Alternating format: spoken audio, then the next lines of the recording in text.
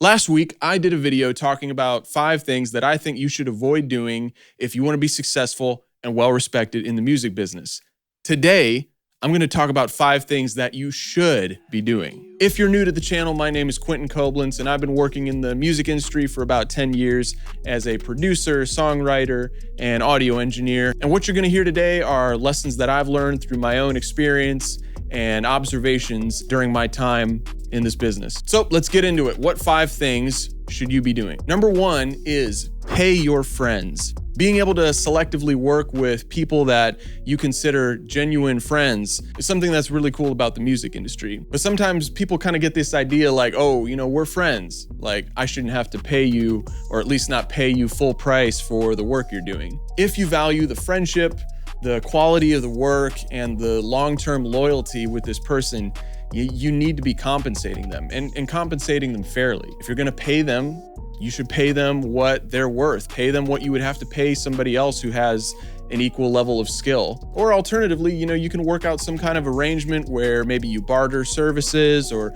you put them on some kind of a retainer. You can get creative here, and just talk through what type of arrangement would be, the most beneficial for everybody. What you don't want is for your friends to feel taken advantage of. So you want to be intentional about having these difficult money conversations early and as often as necessary, just to keep open communication. If your friends are good at what they do, make sure they feel valued and appreciated and that they're being treated fairly. Number 2 is take breaks. I remember one time I was doing a weekend of studio sessions with an artist that I was producing for, and I remember we'd been working for a few hours and I just felt stuck. Like I just had no inspiration left, no ideas. I was feeling the pressure of wanting to come through and do a great job, be a great producer, and come up with amazing ideas, and I just had nothing. So we ended up just taking a break, and I decided to go on a walk to just clear my head. And honestly, within 10 minutes, I had ideas again. I started to feel inspired. When you feel like you're starting to get stuck creatively, rather than just forcing yourself to push through it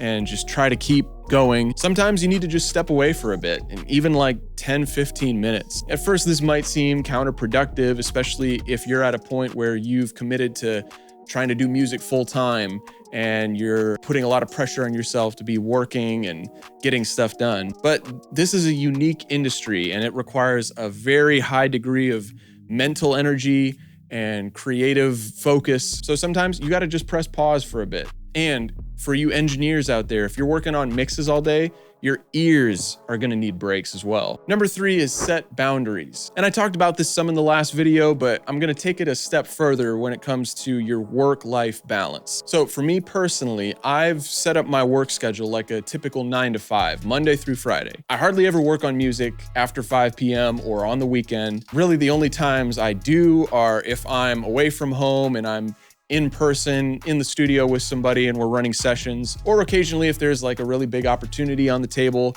especially if it's like a sync brief, something with a really tight deadline that needs to be done right now, but really only if it's absolutely necessary. And this applies not just to actual work, but also work-related communication. If you're always answering work calls, texts, and emails when you're supposed to be off, you're gonna find it a lot harder to get the mental rest and the recovery time that you need, because even if you're not in the studio, mentally you're still working. The way that I've set up my schedule might not be the best fit for you, and that's totally fine. Set up your schedule whatever way is most effective for you, but just make sure that you set clear boundaries and don't feel like you have to apologize for them. Number 4 is invest strategically. And I'm really talking here about investing your time. In the music business, there are short-term revenue streams and long-term ones. The short-term ones will get you paid quickly.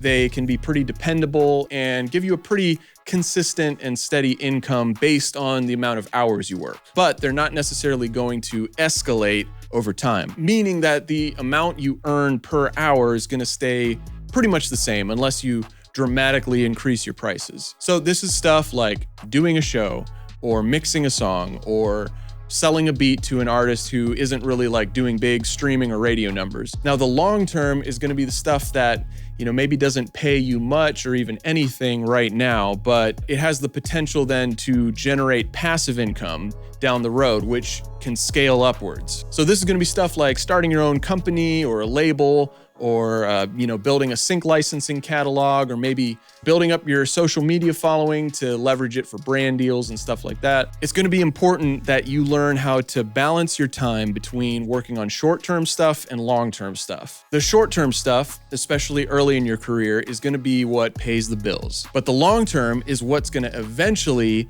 allow you to keep making money even when you're not actively working. And the good news is, with a little bit of strategy, you can actually often turn your short-term hustle into something that you can scale up for the long term. One of the easiest ways to do this is going to be to just expand your team and start delegating work while you take more of a management role. And you might not be at the point in your career where you're ready to do that yet, and that's totally fine. Just stay aware and keep looking for ways that you can build long-term passive income. Finally, number 5, and probably the most important one, is be a nice person. And I know that sounds cheesy, but just stop and think about it for a second. At the end of the day, music and art and creativity, all that stuff aside, this business is just like any other business. It's about people and relationships. And guess what?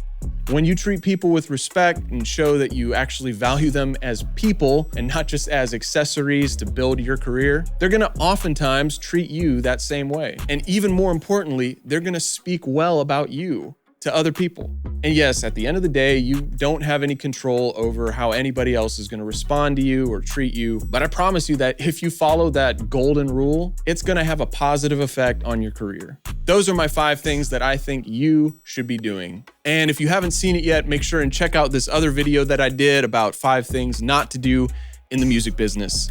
Check it out. And again, if this stuff is interesting or helpful to you, or if you thought of anything else that would be a good addition to this list, let me know in the comments. As always, thanks for watching, and go inspire somebody. That's the cue.